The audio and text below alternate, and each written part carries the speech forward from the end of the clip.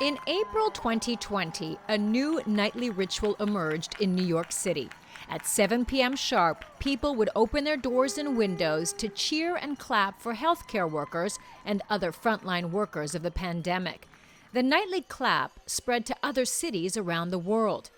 18 months later, healthcare workers are no longer getting applause. A year ago, we're healthcare heroes and everybody's clapping for us, and now we're being in some areas harassed and disbelieved and ridiculed for what we're trying to do, which is depressing and frustrating. There are reports of healthcare workers changing out of their scrubs to avoid being insulted while walking down the street.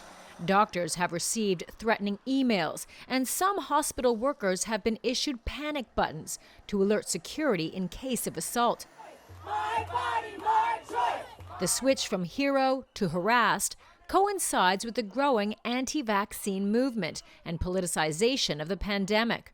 Some say they don't want to be forced to take a vaccine they don't trust. Others don't believe the virus is real, and some resent having to wear a mask. A lot of that anger is being unleashed on healthcare workers who often administer the vaccines. I wish that people who don't believe in the vaccine or have some reasons for not taking it could literally round with me one day in the ICU and walk by the beds unvaccinated, unvaccinated, unvaccinated. Healthcare workers say they are battling both the virus and rampant misinformation, spread largely through social media. Some are resentful.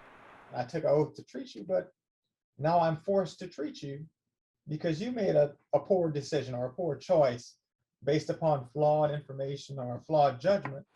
The hostility towards healthcare workers is exacerbating burnout. A new report shows that nearly 1 in 5 healthcare workers quit their job during the pandemic. Despite the harassment, applications at U.S. medical schools for the 2021 academic year rose 18%.